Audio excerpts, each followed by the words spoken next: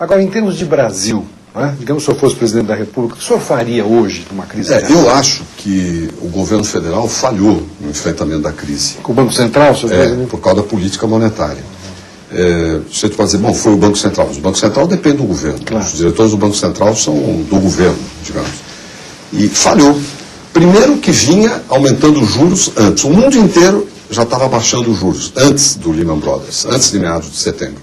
Num diagnóstico errado, que eu, na época, falava. Eu não meto muito bico em política nacional, mas no caso da economia, eu sempre fiz presente qual era a minha posição e do Estado também. O senhor fala com o presidente também, quando conversa com ele? Também.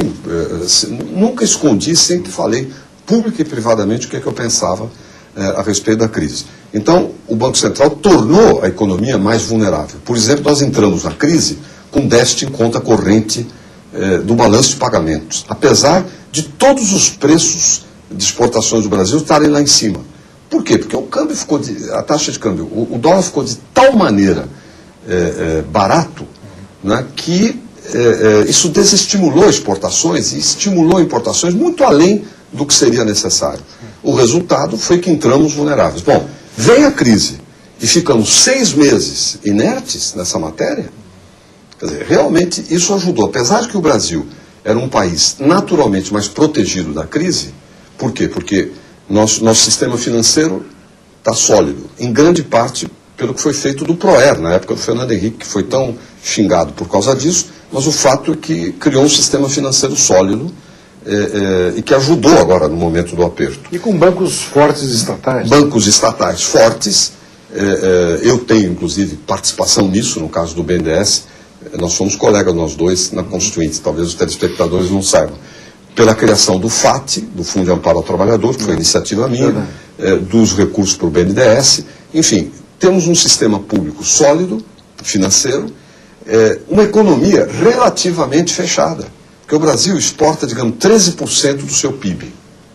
Né? A China exporta 40%, o Chile exporta 40 e tantos. Então, quando a demanda internacional contrai, né, os países que exportam mais sofrem mais. O Brasil, proporcionalmente, exportava menos. Então teria que sido menos atingido pela crise. Na verdade, nós tínhamos toda a condição para ter tido uma performance bem melhor do que a que tivemos. O Brasil teve a segunda queda de PIB do mundo no meio dessa crise. Né? E teve a segunda principal quebra de bolsa e a primeira desvalorização da moeda. Foi a mais forte do mundo. Isto não foi por causa da fatalidade, isso foram, a meu ver, equívocos de política econômica. O senhor não tinha medo da inflação, com o juro, baixando o juro? Não, agora não, né? Mas agora pelo jeito vai baixar. Não, veja só, isso você está falando de antes. Depois da crise teve deflação, Roberto.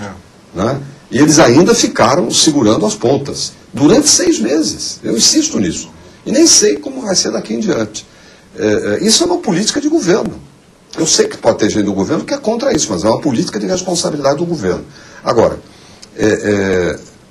a questão anterior, de que se antes havia ameaça de inflação, não havia. Não. Isso é coisa de economista. Olha, eu quando comecei a estudar economia, porque eu estudava engenharia, veio o golpe, nós não chegamos aí, eu saí exilado. E eu vivi 14 anos no exterior, porque eu fui condenado aqui. Acho que só o Brizola teve um exílio mais longo que o seu. Só o Brizola. Uma farsa completa.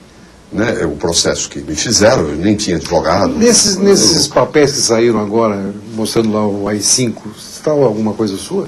Não, porque eu sou pré-AI-5. Ah, você foi em 64. 64, no golpe mesmo. Porque eu morava aqui no Rio. E aí, eu decidi estudar economia, porque era muito difícil terminar a engenharia. Eu já estava terminando e virei economista. Mas eu me lembro que um dos fatores foi que eu li um artigo de uma economista inglesa, Joan Robinson, discípula do Keynes, muito inteligente, era uma mulher incrível.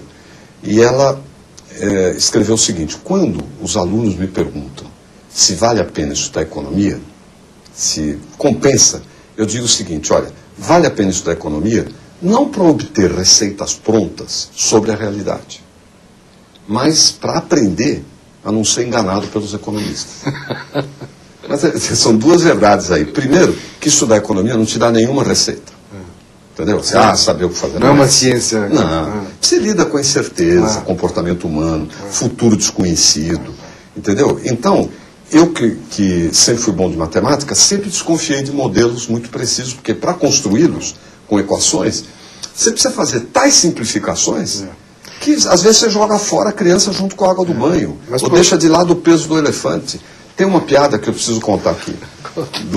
Chegou um elefante num navio, num porto, com um circo. Ninguém conseguia tirar o elefante.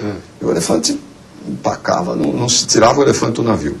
E aí ficaram chamando psicólogo, né, depois dos domadores, não tinha jeito. Aí chamaram o economista. Ele disse, isso não tem problema, eu resolvo na hora. Não tem problema. Como é que você faz? Bom, aí ele chegou num quadro negro, numa lousa, e falou, olha, primeiro, suponhamos que o elefante não tem peso. E aí foi o raciocínio, moleza tirar o elefante. Mas não raramente, os economistas supõem que o elefante não tem peso. Né? Bom, o Aécio vai dizer que o senhor está muito simpático. Não, mas eu tenho certeza que eu não ganho em matéria de simpatia. Ele é imbatível. Ele é imbatível.